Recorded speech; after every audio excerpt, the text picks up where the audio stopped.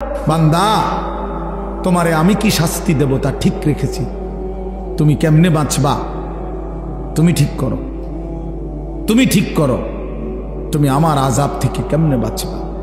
ফাকাইফা তাত্তাকুনা in কাফারতুম ইয়াওমান ইয়াজআলুল বিলদানা Shiba. কোরআন শরীফে আল্লাহ বলে, বান্দা এই যে দিন রাত তুমি আমার নাফরমানি করছো, হায় বান্দা জানো সেই হাসরের দিন তুমি কেমনে বাঁচবা, যে দিনের একদিনের পেরেশানি কষ্ট দুঃখ যন্ত্রণা আল্লাহ নিজে বলছে, খোদার কসম বাপ আল্লাহ বলছে বান্দা একদিনের পেরেশানি হাসরের মাঠের কুলের বাচ্চাটাকে বুড়া বানায় ফেল, একদিনে। ইয়াজআলুল বিলদানা শিবা অর্থ হইল বাচ্চা বুড়া হয়ে যাবে একদিনে, একদিনেই। মানুষ বলে না যে ভাই আমার এক সপ্তাহ টেনশনে চুল পাইকা গেছে, বুঝেন নাই কথাটা? এমন বিপদ গেছে ভাই আমার উপরে, এমন মুসিবত গেছে বলার মতো না। এই 15 দিনের মুসিবতে আমার চুল পাইকা গেছে, চুল পাইকা গেছে। এই জন্য বললাম আমাদের এটা ফিকির চাই। আমি এই জন্যই বলছি যে নিজের ফিকির করা দরকার। মোবাইলের কথা বলতে গিয়ে এটা বলছি না। আচ্ছা যাই হোক, তো এরপরে ওই হাফেজে কোরআনের কথাটা শেষ করতে চাচ্ছিলাম যে আল্লাহ তাআলা কোরআনুল কারীমের মধ্যে বলছেন আমি কোরআনকে হেফাজত করব, সংরক্ষণ করব কিয়ামত পর্যন্তের জন্য।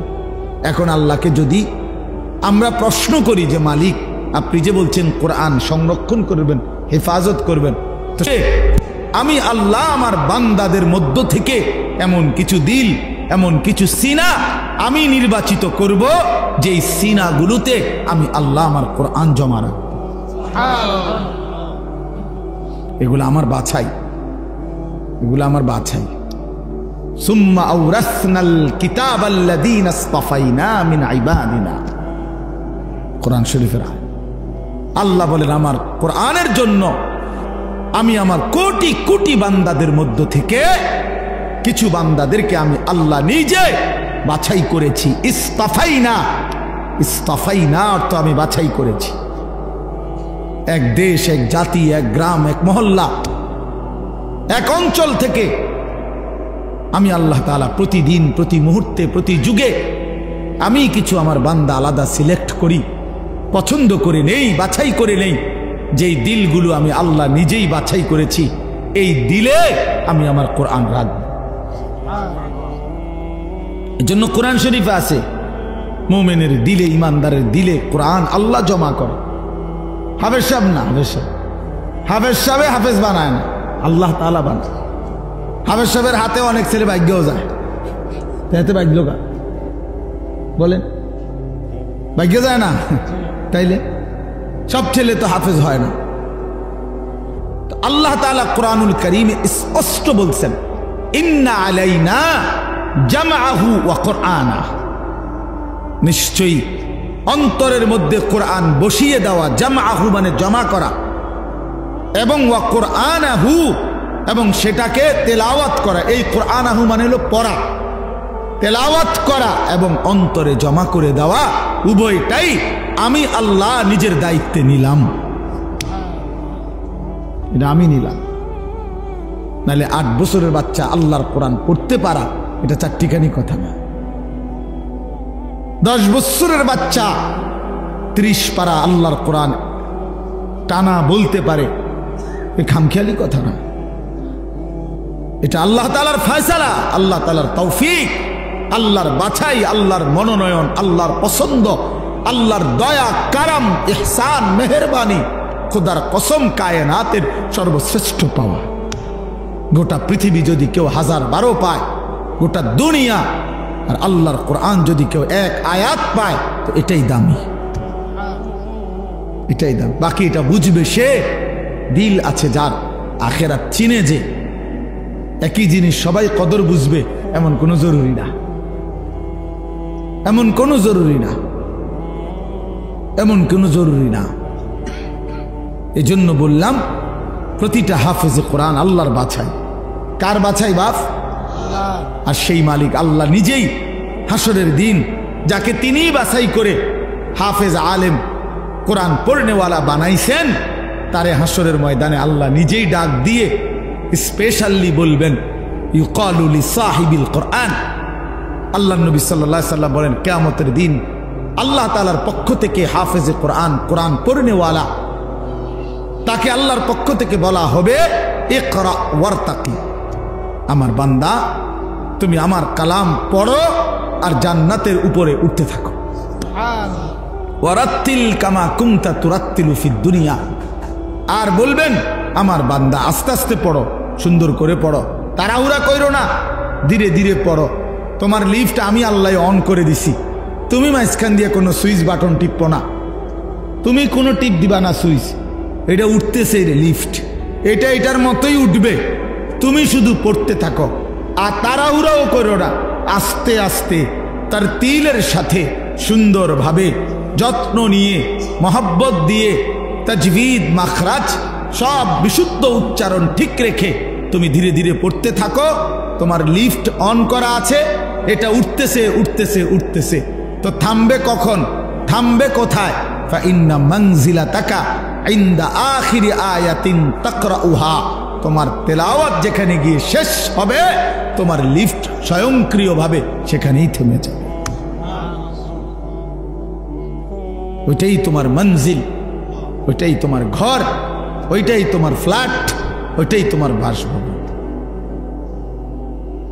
হ্যাঁ, 30 পারা কোরআন শেষ করবা তো তুমি 6000-এর চাইতে বেশি তালা পার করে ওইখান থেকে হাত নাড়াইবা যে এই যে ভাই সাহেব আমি এখানে আছি, গ্রামবাসী দেখেন আমি এখানে আছি। এই জন্য কোরআনুল কারীমের হাফেজ অনেক দামি, অনেক দামি। আপনার চোখে এটা একটা সামান্য পাগড়ি, আমাদের চোখে এটা অনেক কিছু, এটা অনেক কিছু।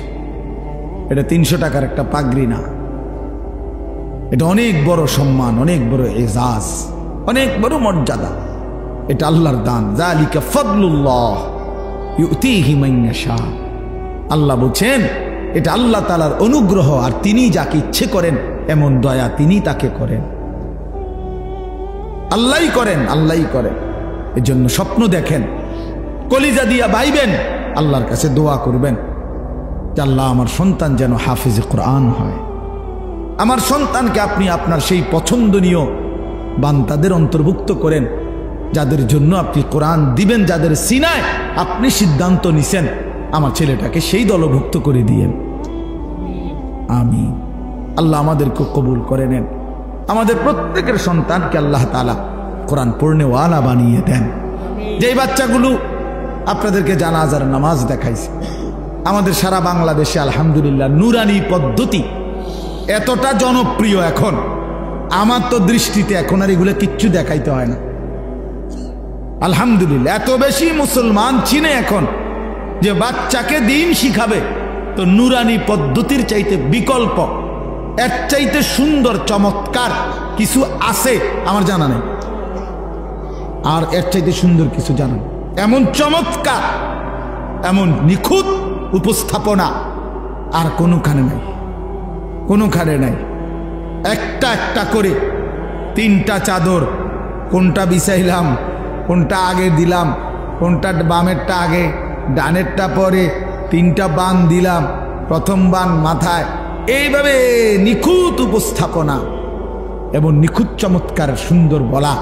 নুরানি পদ্ধতির চাইতে আদর্শ পদ্ধতি, চমৎকার পদ্ধতি ছোট বাচ্চাকে দিন শিখানোর, কালেমা শিখানোর, ইসলাম শিখানোর, এর চাইতে আদর্শ কোনো সিস্টেম অন্য কারো কাছে নাই।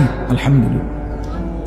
আমি মদিনা শরীফ মসজিদে নববীতে রাসূলুল্লাহ সাল্লাল্লাহু আলাইহি ওয়াসাল্লামের রওজায়ে আতহার যেখানে, সেই মদিনা শরীফে মসজিদে নববীতে মদিনার বাচ্চারা, ছোট ছোট বাচ্চারা মদিনা শরীফের এই মসজিদে নববীতেই মক্তব পড়ে। ফজরের পরে, আসরের পরে মক্তব আছে, ওইখানে অনেক উস্তাদ আছে, এই আলাদা আলাদা খুঁটির পাশে পাশে উস্তাদরা বসে, আর এই মদিনার সুন্দর সুন্দর ছোট ছোট বাচ্চাগুলা এগুলা পড়তে আসে। আমি অনেক সময় ওগুলোর লগে বসে বসে দেখি, এই হজ উমরায় গেলে। তো আমি নিজে আপনার এরকম বাচ্চা, একবার এক বাচ্চারে বললাম তোমার বইটা দাও, এটা একটু আরবিতে। পায় দিচ্ছে না আমারে। আমি অনেকবার বললাম তোমার এটা দাও আমারে, আমি একটু দেখি। তো তার পাশের ছেলেটা হাসতে হাসতে বলতেছে ওটা ছিঁড়া ছিঁড়া ছিঁড়া দেখে দেয় না, তুমি আমারটা নাও, ওরটা দিতে গেছে। এরপরে আমি ওই বাচ্চাটা নিলাম। এরপরে প্রথম পৃষ্ঠার দিকে খুলে দেখি এই বাচ্চাদের এই মদিনায় আরবে যে বইটা কায়দাটা বাচ্চাদের মক্তবের, ওটার মধ্যে একবারে স্পষ্ট বড় অক্ষরে লেখা আছে আল কায়দাতুন নুরানিয়া, নুরানি কায়দা। আমি পরে 4 রিয়াল দিয়া এটা কি নঞ্চ আমার কাছে আছে নুরানি কায়দা, মানে এই নুরানি পদ্ধতি। হযরত মাওলানা কারি বেলায়েত হুসাইন রহমতুল্লাহ আলাইহি এই মহামানুষটি 43 বছর একটানা উনি বলছেন আমাকে। হাফিজ হুজুর রহমতুল্লাহ আলাইহি বলছিলেন, হাফিজ হুজুর বলছিলেন হাকিমুল উম্মত মুজাদ্দিদুল মিল্লাত হযরত মাওলানা শাহ আশরাফ আলী থানভী রহমতুল্লাহ আজাল্লে বড় উঁচা একজন খলিফা ছিলেন হাফিজ হুজুর রহমতুল্লাহ আলাইহি। বাংলাদেশের সমস্ত ইমানদার ওনার নাম জানে, হাফিজ রহমতুল্লাহ আলাইহি। এই উনি উনারে বলছিলেন কারি বেলায়েত হোসেন সাহেবকে যে আপনি এমন একটা সুন্দর সহজ কোনো কৌশল, মুসলমানের বাচ্চারা দিন শিখবে, সূরা কেরাত দোয়া কালাম শিখবে, আপনি একটা পদ্ধতি বাহির করেন।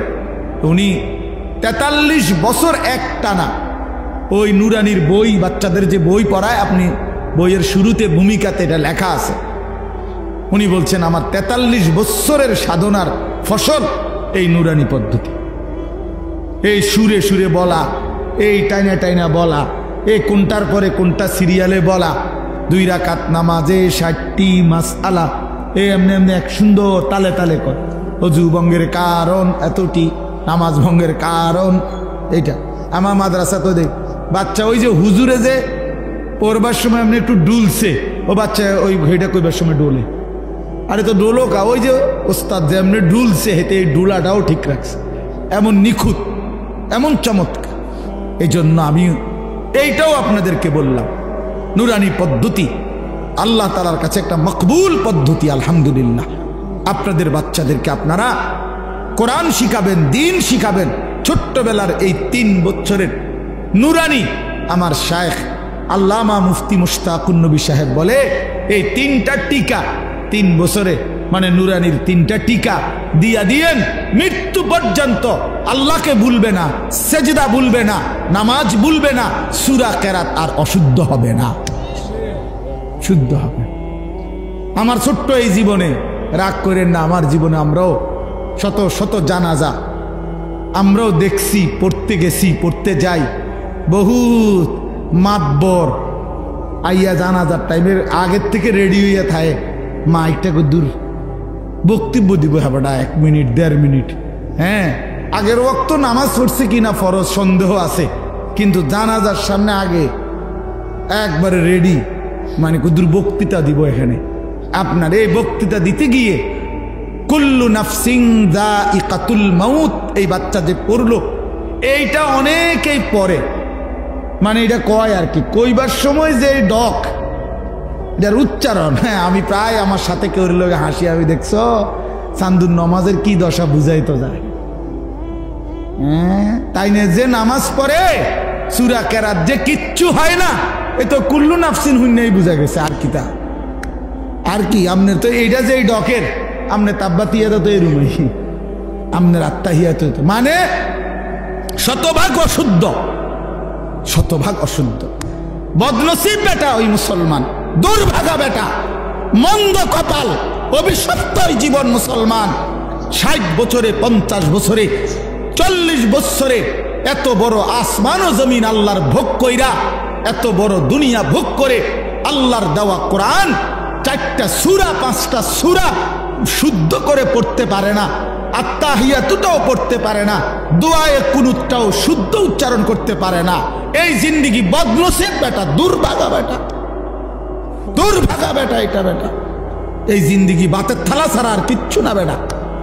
এই জীবন কতক্ষণ হতন ছাড়া আর বাত খাউন ছাড়া আর পেশাব পায়খানা ছাড়া আর কিচ্ছু না বেটা এটা বেটা।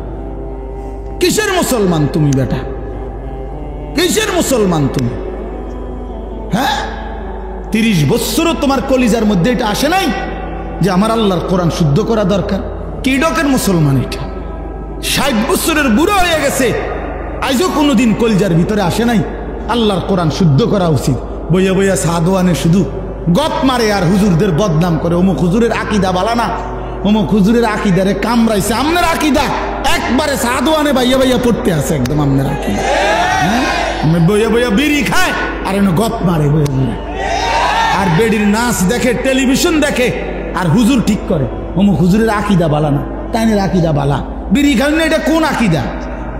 এটা বিড়ি খানা, এটা কি আকিদা? সুন্নি আকিদা না ওয়াহাবি আকিদা? কিতা এটা? বিড়ি খানা এটা কোনটার পড়ছে? কি সুন্নি জমাতে পড়ছে না ওয়াহাবি জমাতে পড়ছে? কোনটা? কথা বলেন না কেন? এটা কোনটা? হ্যাঁ, আপনি আকিদা টোয়াইতে নাইছেন, আপনি কি বোঝেন মিয়া? আকিদা মিয়া কি বোঝেন আপনি? আজ পর্যন্ত এই দুর্গন্ধযুক্ত বিড়ি এটাই ছাড়তে পারেন নাই। এবারটা শিখায় আকিদা, অমুকের আকিদা বলে বালান, আমার অমুকের আকিদা বালান। আপনি তো শরীরে গন্ধের কারণে কাছে যাওয়া যায় না, আপনার দুর্গন্ধ। ওটা আকিদা ঠিক করে। চা দোকানে টেলিভিশন চায়, আগ করলে গালি দেয়, কথা কইলে গালি ছাড়া কথা বলতে পারে না। কি আশ্চর্য মুসলমান, অবাক করা মুসলমান। বিড়ি সিগারেট একটি দুর্গন্ধ জাতীয় নিকৃষ্ট বস্তু। আল্লাহ নবী সাল্লাল্লাহু আলাইহি সাল্লাম ইন্তেকাল পর্যন্ত কোনোদিন দুর্গন্ধ নবী পছন্দ করতেন না। যিনি কাঁচা পেঁয়াজের গন্ধ পছন্দ করতেন না, কাঁচা রসুনের গন্ধ নবী পছন্দ করতেন না, নবীজি ঘামের দুর্গন্ধ পছন্দ করতেন না। আল্লাহ নবী সাল্লাল্লাহু আলাইহি সাল্লাম যখন হাঁটতেন ওই জায়গাটা, রাস্তাটা পুরা মেশক আম্বরের ঘ্রাণ হয়ে যাইত। তার পবিত্র দেহ থেকে ঘাম ঝরিলে সেটা আতর হিসাবে সাহাবায়ে কেরাম ব্যবহার করত। এত পবিত্র, এত সুঘ্রাণ। নবীজি বলতেন, 3টা জিনিস দুনিয়াতে আমার সবচেয়ে প্রিয়। একটা হলো আতর, 1 নাম্বার সুগন্ধি, আত্মীব। 1 নম্বরে নবীর ভালোবাসার বস্তু ছিল সুগন্ধি, আতর। আল্লাহ নবী সাল্লাল্লাহু আলাইহি ওয়াসাল্লাম, আমি এই মাত্র আমার হারিস ভাই আমার আতর নিচে এখন মানে দিছি, এখন ওনার ওই যে বয়ান করলো, তোমার বন্ধু দোস্ত মানুষ, আমি আতর লাগাইতেছি, ওই যে চমৎকার গ্রাম, নেন আপনার হাদিয়া দিলাম, এই যে এখন দিয়ে আয়া পড়ছি পকেটেরটা। তো বলতেছিলাম যে আল্লাহ নবী সাল্লাল্লাহু আলাইহি সাল্লামের সবচেয়ে প্রিয় বস্তু ছিল আতর, যিনি কখনোই দুর্গন্ধ পছন্দ করতে পারতেন না। এই মুসলমান, এই দুর্গন্ধওয়ালা, এই বিড়ির গন্ধওয়ালা মুখ নিয়া সেই নবী যিনি চিরদিন সুগন্ধিময় ছিলেন, তার সামনে কেমনে দাঁড়াইবেন সুপারিশের জন্য? লজ্জা করবে না? হ্যাঁ, শরম করবে না? করেন, ছেড়ে দেন। কোরআনুল কারীমের মধ্যে আছে, ও আপনার করে দেখাই তো, এটার কথা হয়েছে, এটা কইয়া সারি লাগে। হ্যাঁ, যে হোয়াদের ভিতরে অসুবিধা কি? ইমাম সাহেব কোনো যদি হুজুর খায় বিড়ি সিগারেট, মনে করেন কেউ যদি বলে হুজুরে এই তো তা আপনি হুজুরে দোনোজনে পিঠা খাইব, অসুবিধা কি? ওমা আশ্চর্য কথা। কোন ব্যক্তি হুজুর হইলেই উনি কি বেহেশতের থেকে আইছে নাকি? কথা, হুজুর হিসাব দিতে হবে না? কথা বলেন না কেন? হুজুরের হাসরের ময়দান নাই, পীর সাহেবের কোনো বিচার আচার নাই। হ্যাঁ, এত রঙে চিড়া খায় না, পানি দিয়ে খাওয়া লাগে। হ্যাঁ জি, হাসরের ময়দানে আমি আনিসুর রহমানকেও হিসাব দিতে হবে, আমনে শ্রোতাকেও হিসাব দিতে হবে। এত এত তামসা না, এত রঙে চিড়া খায় না, পানি দিয়ে খাওয়ান লাগে হিসাব। অবশ্যই যে ব্যক্তি এই প্রকাশ্য গুনাহ করে সে ফাসেক। আপনি হিসাব নেন এটার, ফাসেকের পিছনে নামাজের হুকুম কি জিজ্ঞাসা করেন, যেই কোমারে জিজ্ঞাসা করেন। এই জন্য বলেন বাপ এ তো মাকরুহ, এ তাহরিমি। এই জন্য আমি অনুরোধ করছি, এই যে দেখেন আপনি কোরআন শরীফে আছে, আল্লাহ তাআলা বলেন জাহান্নামীদের খাবার, জাহান্নামীদের যেই খাবার, এই খাবারের বৈশিষ্ট্য লা ইউসমিনু ওয়ালা ইউগনি মিন জু'। এটার অর্থ হইল জাহান্নামীদের খাবারে আল্লাহ বলতেছে লা ইউসমিনু, এটার দ্বারা কোনো পুষ্টি হবে না, অর্থাৎ কোনো শক্তি সঞ্চয় হবে না। আবার ওয়ালা ইউগনি মিন জু', ক্ষুধাও নিবারণ হবে না। তাহলে জাহান্নামীকে যেই খাবার দেওয়া হবে এটার মধ্যে কোনো পুষ্টিও নাই, শক্তিও নাই, আবার ক্ষুধাও নিবারণ হবে না। তো ঠিক বিড়ি সিগারেট এটা পরীক্ষিত, এটার মধ্যে কোনো পুষ্টিও নাই, শক্তিও বৃদ্ধি হয় না, ক্ষুধাও নিবারণ হয় না, তাইলে এটা কি? এটা জাহান্নামী খাবার ছাড়া আর কিচ্ছু হইতে পারে। জাহান্নামীদের খাবার। আগুন কোনো মুমিনের প্রিয় হইতে পারে না।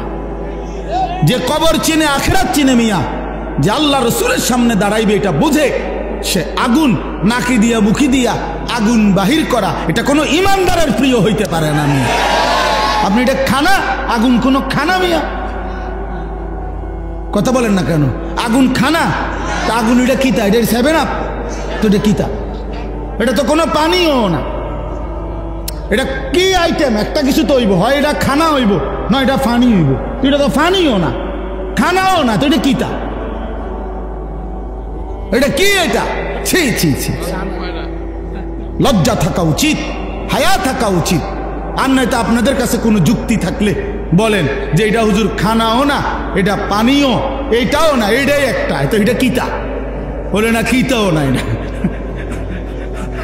এটা কিতাও না, মানে ওরা কইতারতো না, কি করবো এটারে? আস্তাগফিরুল্লাহ। যাই হোক, আমি এটা প্রসঙ্গ আসছে দেখে লম্বা করলাম আর কি। এই জন্য আপনাদের কাছে বললাম আমরা এটা ভাবা উচিত, আমরা এটা ভাবা উচিত। দয়া করে প্রত্যেকেই আপনাদের কাছে অনুরোধ করছি, আমার বলার উদ্দেশ্য ছিল এই কথাটা, যে বাচ্চাটাকে 3টা বছর নুরানি পড়াবেন, আল্লাহর কোরআন শিখাবেন, শুদ্ধ কোরআন পড়াবেন। বাপ, দেখবেন তার আখিরাত সুন্দর হবে, তার দুনিয়াটা সুন্দর হবে, সে 5 ওয়াক্ত নামাজ শুদ্ধভাবে পড়তে পারবে। আল্লাহ তাআলা আপনাদেরকে তৌফিক দান করেন, আল্লাহ আপনাদেরকে তৌফিক দান করেন, আল্লাহ আপনাদেরকে কবুল করে নেন।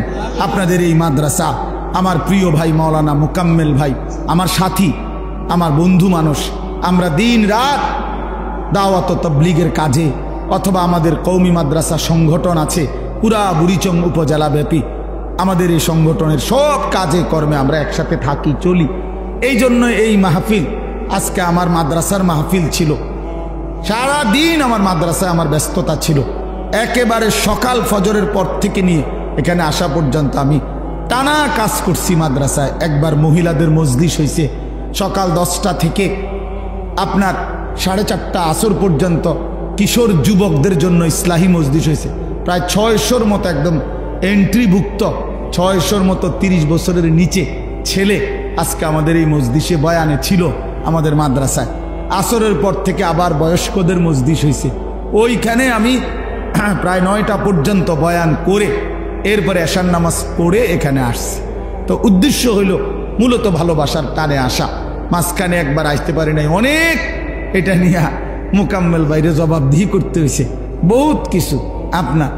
তো আপনাদের এখানে আমার আশা, আমি 2টা ছেলেদের এই বিষয়টা বললাম, এই বাচ্চাদের এই উপস্থাপনা। রাত না হইলে আমি আরও ধীরে সুস্থে দেখতাম, কিন্তু রাত হয়ে গেছে দেখে আমি তাড়াহুড়া করছি। কিন্তু চমৎকার উপস্থাপনা এটা, আপনারা চেষ্টা করবেন আপনাদের বাচ্চাদেরকে দিন শিখাইতে, বলেন ইনশাআল্লাহ। এবার আমার শেষ কথা হলো, আপনাদের কাছে আমি কোরআনুল কারীমের যে আয়াতটা পড়ছি, এই আয়াতের উপর আর শেষ, আর 10টা মিনিট আর একটা কথা বললেই আমার কথা শেষ ইনশাআল্লাহ। সেটা হলো, আমরা এখানে যারা বসছি বাপ, আমরা মুসলমান, বলেন আমরা মুসলমান কিনা? আমরা মুমিন। এই মুমিনের জীবনের, মুসলমানের জীবনের বাপ, জীবনের মূল টার্গেট, আমাদের জীবনের প্রথম টার্গেট আখিরাত। আখিরাত বলেন কি? আখিরাত। এটা ইনসাফের কথা বাপ, আমাদের জীবনের প্রথম টার্গেট আখিরাত। আখিরাত আমাদেরকে আল্লাহ তাআলা বানাইছেন আখিরাতের জন্য, আমাদেরকে দুনিয়া দিবে না বাপ। ইমানদারের জন্য দুনিয়া না, ইমানদারের জন্য শুধুই আখিরাত।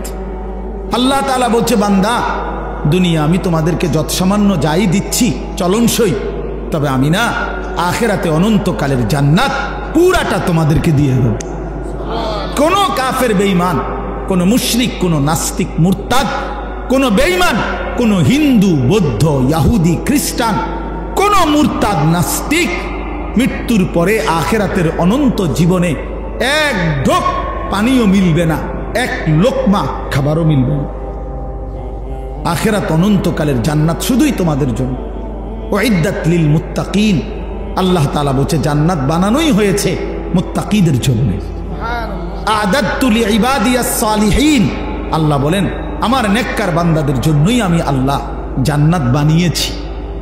ইন্নাল আবরারা লাফি নাঈম, আল্লাহ বলেন নিশ্চয়ই আমার নেককার বান্দাগণই থাকবে নিয়ামতে ভরা জান্নাতে।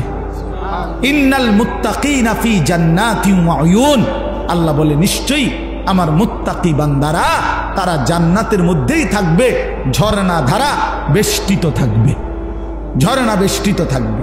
ইন্নাল মুত্তাকিনা ফি মাকামিন আমিনিন, এরকম বহু আয়াত আল্লাহ বলছে আমি নেককার তোমাদেরকে জান্নাত দেব, ইমানদার তোমাদেরকে জান্নাত দেব, মুমিন তোমাদেরকে জান্নাত দেব, মুত্তাকি হলে জান্নাত দেব। তার মানে আখিরাতের বিষয়টা আল্লাহ তাআলা আমাদের জন্যই নির্ধারণ করেছেন। দুনিয়া আল্লাহ তাআলা, প্রিয় ভাই বাপ, ইনসাফের সাথে একটা কথা মনে রাখেন, ছেলেরা বন্ধু তোমরাও মনে রাখো বাপ, আমরা 200 কোটি মুসলমানও যদি খোদার কসম রাত দিন যদি আমরা মেহনত করি দুনিয়া অর্জনের জন্য, পরিশ্রম করি, মাথার ঘাম পায়ে ফেলে যদি আমরা দুনিয়ার কর্ম সবাই মিলে করি, দিবানিশি 200 কোটি মুসলমানে মিলে কেউ অলসতা না করে, তারপরেও আল্লাহর কসম, রব্বে কাবার কসম, কাফের বেঈমানদের সমান সমপরিমাণ দুনিয়া আমাদের মিলবে না। এটা দিত না মালিকের ওয়াজ, যিনি দেউই না উনি কইতে আছে আমি দিতাম না, তো জোরাজোরি করে কি লাভ? আপনি পারতেন না তো। আল্লাহ বলছে আমি বান্দা আমি দেব না, আমি মুমিনকে দুনিয়া দেব না পুরা। ওয়াদারনি ওয়াল মুকাদ্দিবিনা উলিন নি'মাতি ওয়া মাহহিলহুম কালিলা, আল্লাহ বলছে শোনো বান্দা ইমানদার, এই আমার ইমানদার বান্দা, মিথ্যাবাদী নাফরমানদের জন্য অল্প কিছু সময়ের জন্যে দুনিয়াটা ছেড়ে দাও। ওয়াদারনি, আমার ছেড়ে দাও বান্দা, আমি তাগরে একটু দুনিয়াটা দেই, কটা ভাত খাওয়াইতে লইছি, দুগা ভাত খাওয়াইতে দাও। কদ্দুর ভাত গস্ত, একটা বিল্ডিং, একটা মোটরসাইকেল, একটা প্রাইভেট কার, কতক্ষণ এই বেড়া বেড়ির দফাদফি ফালাফালি করতে দাও বান্দা। কত 60 বছর 65 বছর 70 বছর বান্দা এরম করো, 60-70 বছরের লেগা দুনিয়ায় করে ছেড়ে দাও, অনন্তকালের জান্নাত আমি তোমাদেরকে দিয়ে দেব। আখিরাতে গেলে দেখবা, আহা কোরআন শরীফে আছে খোদার কসম বাপ, নাফরমানকে জিজ্ঞেস করা হবে, হে বেঈমান দুনিয়ায় কতক্ষণ ছিলা? ছিল তো 60 বছর 70 বছর, কিন্তু আখিরাতের দৃশ্য দেখে সে বলবে লাবিসনা ইয়াওমান আও বা'দা ইয়াওমিন, হায় মাওলা হয়তো একদিন ছিলাম অথবা একদিনের অর্ধেক বা কিছু অংশ ছিল। 60 বছরের দুনিয়া তার কাছে একদিনও মনে হবে না। হাদিসের মধ্যে আছে, বিশ্বাস করেন বাপ, আমি নিজে পড়ছি, পড়াইছি, আল্লাহর নবী সাল্লাল্লাহু আলাইহি সাল্লাম বলছেন কোন নাফরমান যে মৃত্যু পর্যন্ত দুনিয়াতে কোনোদিন 1 মিনিটের জন্য দুঃখ দেখে নাই, সুখের সাগরে ছিল, কোনোদিন দুঃখ পায় নাই এমন, অথচ নাফরমান পাপী, আল্লাহ তাআলা ফেরেশতাকে বলবে আমার এই নাফরমান বান্দাকে জাহান্নামের বাহিরটা একটু হাঁটাইয়া আনো, আর জাহান্নামের একটা দরজার সামনে একটু দাঁড় করাইও, 1 মিনিট কদ্দুর খাড় করাইবা, ভিতরে না, দরজার সামনের থেকে নিয়ে আসবা। ওই ফেরেশতা তাকে জাহান্নামের বাহিরটা ঘুরাইয়া জাহান্নামের দরজার কাছে যখন এনে দাঁড় করাবে, জাহান্নামের একটা গরম বাতাস 1 মিনিটের জন্য, 10টা সেকেন্ডের জন্য জাহান্নামের একটা গরম বাতাস ছাপ করে তার বুকটার মধ্যে লাগবে। এরপরে ফেরেশতা তারে নিয়ে আসবে, আনার পরে হাসরের মাঠে, প্রিয় বাপ, প্রিয় সন্তান আমার, ছেলেরা আমার, আল্লাহর কসম নবীজি বলছে আল্লাহ পাক তখন ওই সুখে ভরা নাফরমান ব্যক্তিটাকে জিজ্ঞেস করবে, আমার বান্দা দুনিয়াটা তো বড় সুখে আরামে নিশ্চিন্তে কাটাইয়া আসছো, ঠিক না? আল্লাহর কসম ওই বান্দা তখন বলবে, আয় মাওলা, আপনার জাতের কসম মাওলা, জীবনে দুনিয়ার হায়াতে সুখ কি জিনিস আমি জীবনে কোনোদিন দেখিনি। বিশ্বাস করো, এটা হাদিসের। আবার আমি ব্যক্তিগতভাবে খামখেয়ালি কথা কম বলি, এটা হাদিস।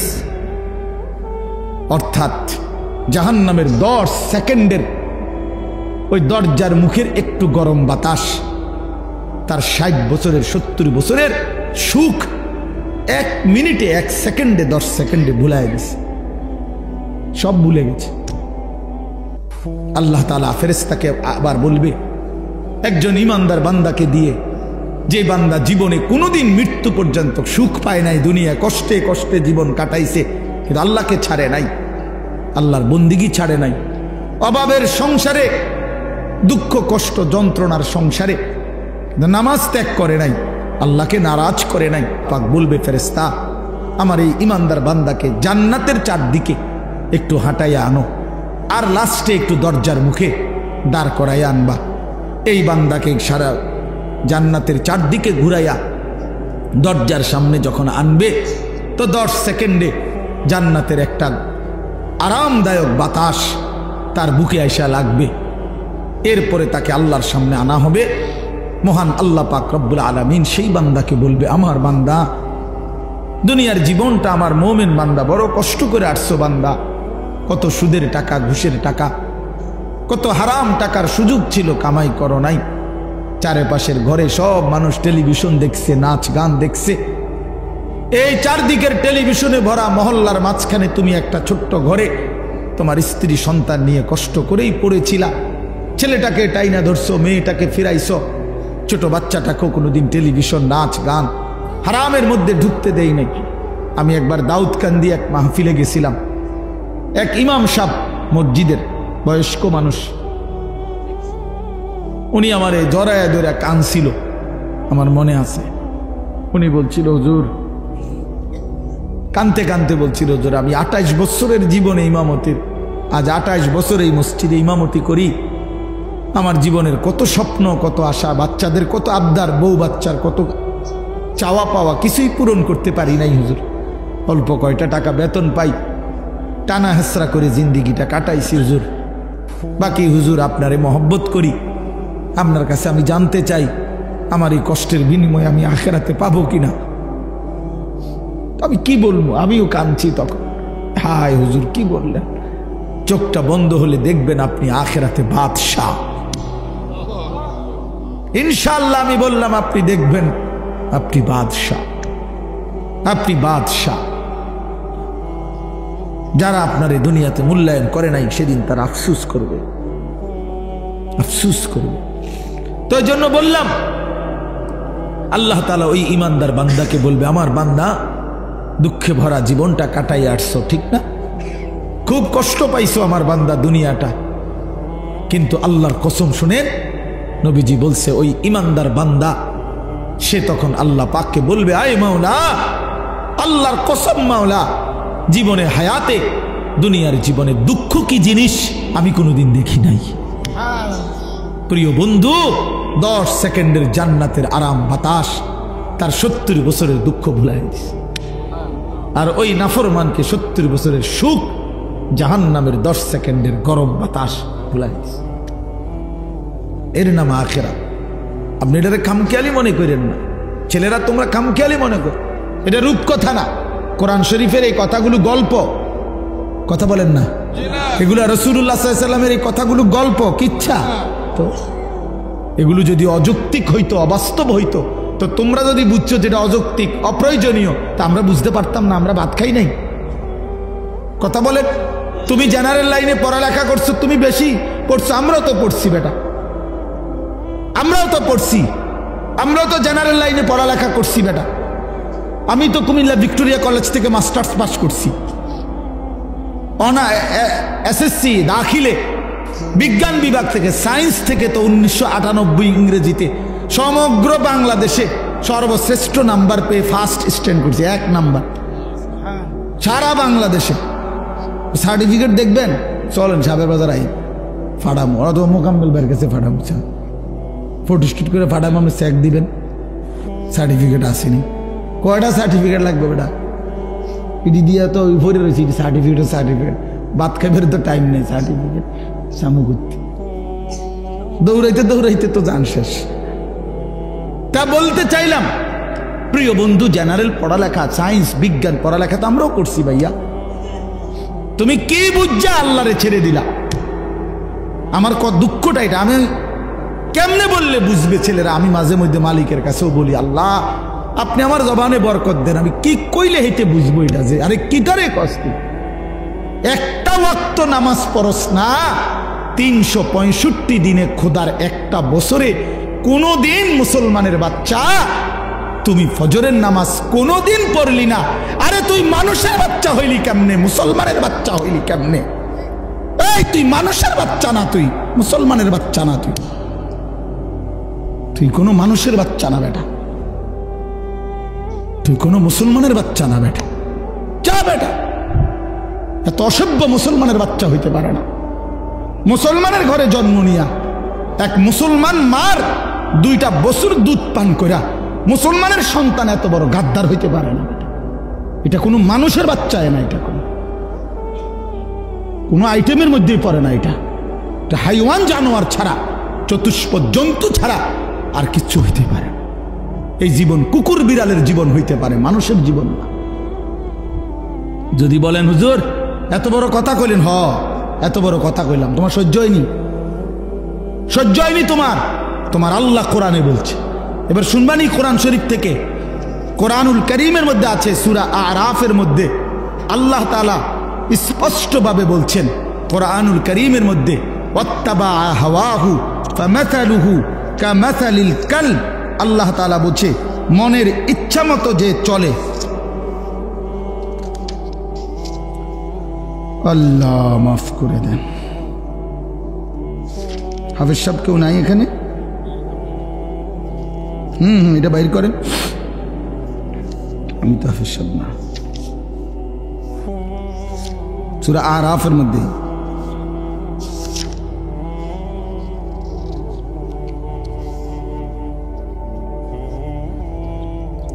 জি বাইর করেন, আমরা বাইর।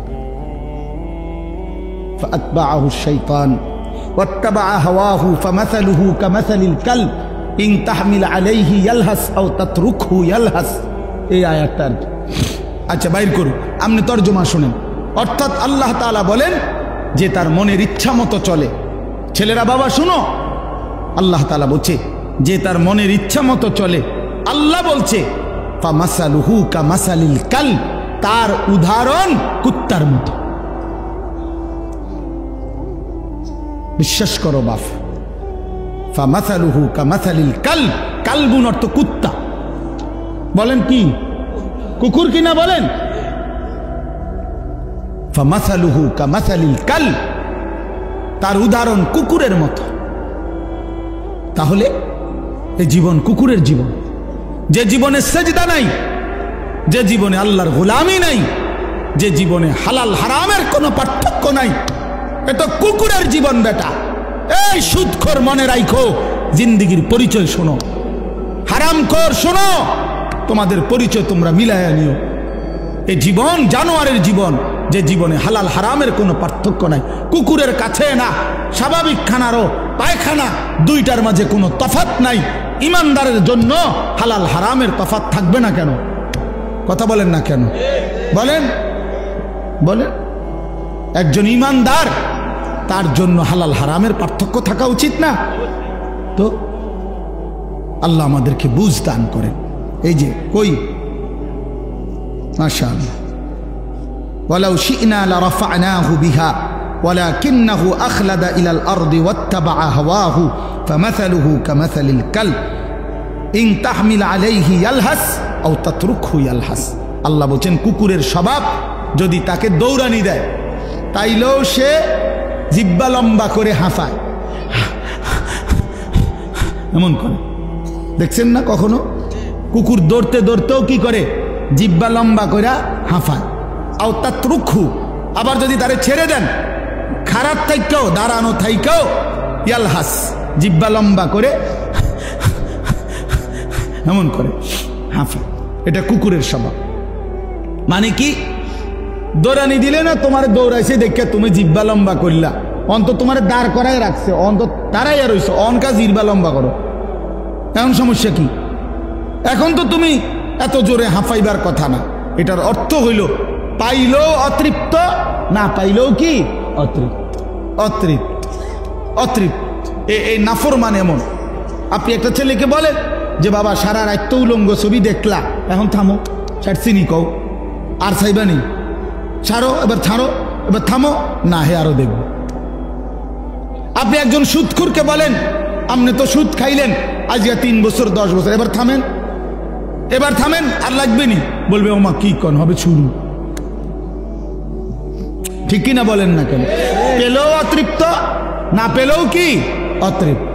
বেচা কিনা হইতেছে দুনিয়া, দেখেন দোকানে বেচতেছে মাল, অলরেডি মাল শেষ হইতেছে, নতুন মাল ট্রাকে দিয়া নামাইতে আছে। এই অবস্থায়ও যদি গিয়া জিজ্ঞান ভাই বেচা কিনার কি অবস্থা, বল করতে কি এর ব্যবসা আসেনি, ওনার এই ব্যবসা কি আর আসেনি আগের ব্যবসা। আরে ডাকাত, কত বড় ডাকাত তুই, কইলিটা কি হবে না, আগের ব্যবসা নাই? আগের ব্যবসাটা তো মাল ডিকার কাছে বেচলা, নতুন মাল চালান আইলো, মাল এডি কি লেগা নামাইলা, বেচা কিনে যেহেতু নাই নতুন মাল আইন না কি লেগা বলেন? আগের ব্যবসা নাই বলতে কোন সালের ব্যবসা নাই? আগেরটা এটা কত বছর ধরছেন নাকি? আগে 300 বছর আগের ব্যবসা নাই, তা আপনি এ সময় আইসেন কীর্তেন, আমি সে সময় থাকতেন, যে সময় ব্যবসা আসিল সে সময় পৃথিবীতে আইতেন। কোন সময়ের ব্যবসা নাই? কি নুহু নবীর জামানার ব্যবসা নাকি? তো তুমি বেটা এই সময় আইলা কীর্তা, তুমি জন্ম নিলা পৃথিবীতে এই বছর, এখনকার সময় কয় আগের ব্যবসা নাই। এ অর্থ হইল পেলেও অতৃপ্ত, না পেলেও কি, এ তো কুকুরের স্বভাব। কিসের স্বভাব? কুকুরের স্বভাব। এ যদি কারো গায়ে লাগে ছাইড়া দেন, অসুবিধা কি? আপনি আপনি বলে না আমি এই খাচ্ছতে ছাইড়া দিলাম, যা এত বড় কথা শুনতাম না। আপনি এই বদভ্যাস ছেড়ে দেন, বরং হর হালাতে বলেন আলহামদুলিল্লাহ। ঠিক কিনা বলেন? ভাই বেচা কিনা কেমন? আলহামদুলিল্লাহ। আগে মনে হয় একটু কাস্টমার কম হয়, আলহামদুলিল্লাহ ভাই আল্লাহ চালাচ্ছে, খালাস। হর হালাতে মোমেন কি বলবে? আলহামদুলিল্লাহ। বলেন না কি বলবে? আলহামদুলিল্লাহ। আমার এক খুব কঠিন এক ঘনিষ্ঠ মানুষ আমারে খুব মহব্বত করতো, করে, এখনো করে। ওনার ছেলে আমার মাদ্রাসায় পড়ে। তো একদিন আমি ওনার দোকানের সামনে আমার দেখা হয়েছে, আমি বললাম কি অবস্থা ভাই? হুজুর ব্যবসাটা ছেড়ে দিব। আমি কেন? হুজুর আমার দোকানে একটু বেচা কিনা ভালো হয়, এই আমার লগে জিদ কইরা হিংসা কইরা আমার কাছাকাছি একের সাথে আরো 5টা দিছে এরকম দোয়ান, মানে হের মাল ডির মতো। এখন এই জন্য হুজুর বুঝছি যে আমার ব্যবসাটা আমি ছেড়ে দেবো ওনার এই ব্যবসা। পরে আমার পুরো মনে আছে আমি আমার এই পকেট থেকে এরকম তসবি, আমার পকেটের তসবি বের করে ওনার হাতে দিছি। হাতে দিয়ে কইলাম ভাই শুনেন, কালকের থেকে নিয়ম মাফিক আপনি দোকান খুলবেন, নিয়ম মাফিক দোকান বন্ধ করবেন। আর আপনার তো কামাই দরকার, কামাই কমে গেছে এই তো না, ব্যবসা দরকার এই তো। আমি আপনারে বলি আপনি ক্যাশে বৈশা তসবি পড়া শুরু করবেন, সুবহানাল্লাহ, আলহামদুলিল্লাহ, আল্লাহু আকবার, লা ইলাহা ইল্লাল্লাহ, এভাবে একটার পর একটা তসবি পড়বেন। কাস্টমার আসলে এটা তসবি পড়া বন্ধ করে বেচা কিনা করবেন। তাইলে কি হবে? আমি বললাম ভাই তাইলে কাস্টমার আইলে দুনিয়ার মাল বেচলে দুনিয়ার ব্যবসা হবে, কাস্টমার না থাকলে তসবি পড়লে আখিরাতের ব্যবসা হবে। তাহলে আর আপনার কামাই বন্ধ নাই, হয় দুনিয়া কামাই হচ্ছে, হয়তো কি কামাই হইতেছে? আখিরাত কামাই হচ্ছে। আপনার আমি আমার তসবি দিয়ে গেলাম, কত মনে 6 মাস বা 8 মাস পরে আবার ওনার সাথে দেখা হয়েছে। আমি কইলাম কি খবর, বেচা কিনার হালাত কি? বলছে হুজুর দোনো ব্যবসা জমজমাট। দোনো ব্যবসা কি মানে? মানে বেচা কিনাও চলতেছে ভালো, তসবিও পড়তেছি ভালো, আখিরাতের কামাইও হচ্ছে, দুনিয়ার কামাইও হইতেছে। পরে আমি কইলাম ভাই আমার তসবিটা দিয়ে এলাম, তো লাইনে পড়ে গেছেন আপনি, সারছে তো ওইটা দিয়ে এলাম তসবি। না হুজুর এটাই তো আমার বাইক লাগছে। এটা কেন তসবি? এটাই তো আমার বাইক লাগছে, আমি এটা দিতাম না। আলহামদুলিল্লাহ।